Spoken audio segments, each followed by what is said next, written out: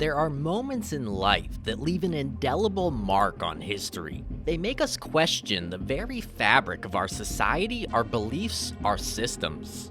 One such moment was the final day in the life of Christopher Young, a man who was sentenced to death for a crime committed in his youth, yet found forgiveness from the family of the man he killed. Chris dying wouldn't do anything to change our journey. My dad was doing positive things. He killed my dad, you're killing him. Only to face Two wrongs the don't make a final right. judgment. Welcome to our special report, 24 hours before this forgiven man shares last words. Christopher Young, the crime and the conviction. In the year 2004, a tragic event occurred that shook the East Side community to its core and forever changed the lives of two families. Christopher Young, then a young man himself, committed a crime of severe magnitude. He murdered Hasmik Patel, the owner of a local convenience store. This was not a mere statistic of crime in the area. This was a brutal act that brought about deep and resounding pain to everyone who knew Patel, a beloved member of his community. Young's trial was exhaustive and emotionally charged. It spanned months, each day adding to the stress and strain experienced by both families. Patel's grieving their irreplaceable loss, Young's grappling with the grim reality of what their kin had done. Evidence was presented, witnesses were cross-examined, and the wheels of justice slowly but surely moved towards a verdict. Finally, after grueling months, the jury returned with a verdict that was as absolute as it was final. Christopher Young was found guilty of murder. But this wasn't to be a punishment with the prospect of reform and parole. Young was sentenced to death.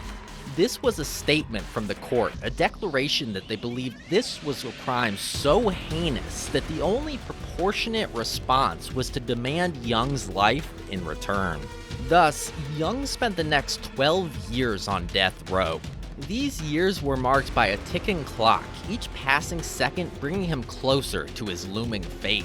He was trapped in the stark reality of a condemned man, spending each day in the shadow of his actions, waiting for the day he would pay the ultimate price for his deeds. The journey of forgiveness. Christopher Young's story is a mix of many things: sad moments, regret, and surprisingly, forgiveness. When something really painful happens, like the loss of a loved one, it's not easy to forgive. But the family of Hasmik Patel, the man Young had killed, did just that.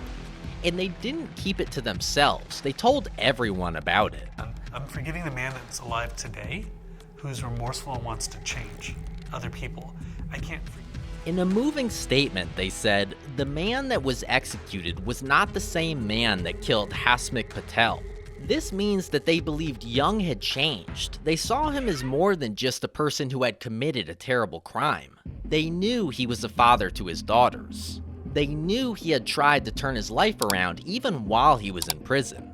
Young didn't want other people to make the same mistakes he had. He tried to break away from the violence that was a big part of his life before prison, and he worked hard to show others how to avoid that path. He did this through mentorship programs where he could guide young individuals in a better direction. The Patel family's decision to forgive Young was unexpected, but it sent a strong message. They wanted to show that people can change, and that even when someone has done something really bad, they shouldn't only be remembered for that one thing. Their act of forgiveness shows that they are incredibly brave, and that they believed in second chances.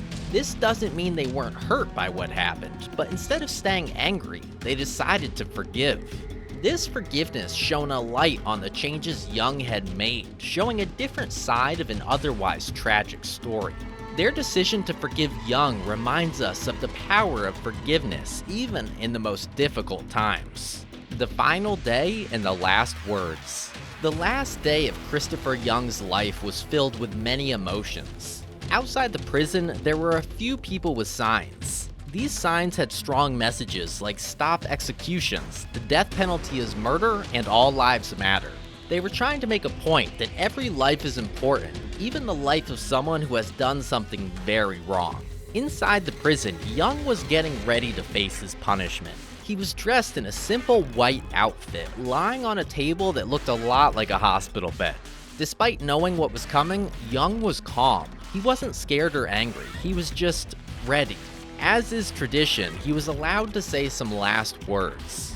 Some people use this time to say sorry, some people use it to protest their innocence one last time. But Young, he used it to spread a message of love. He said, "I want to make sure the Patel family knows I love them, like they love me." He also had a special message for the young people he had been helping while he was in prison. He said, "Make sure the kids in the world know I'm being executed, and those kids I've been mentoring, keep this fight going." His words show that he had changed. Even in his last moments, he was thinking of others. He wanted to remind everyone that even though he was about to die, the work he had started still needed to continue. Just a little while after he said his final words, Young passed away. He had paid the ultimate price for his crime, but in his death, he left behind a message of love, forgiveness, and the power of change. Despite everything, his story is a reminder that it's never too late to become a better person, and that one's past does not have to define their future. The aftermath and reflection. The end came for Christopher Young at exactly 6:38 p.m. As the lethal injection started to work, he spoke up about a strange feeling. He said, "I can taste it in my throat." These were the last words he spoke before he died. The news of Young's death spread quickly. People who had heard his story began to think about it in a new light. Christopher Young was not just a man who did a terrible thing, he was also a man who tried to become better. Christopher Young's story is not an easy one to understand. It challenges us to think hard about right and wrong, about forgiveness, and about how we punish those who break our laws. It shows us that people can change, even when they are in the most difficult of situations. Christopher Young did something very wrong. He took the life of Hasmukh Patel.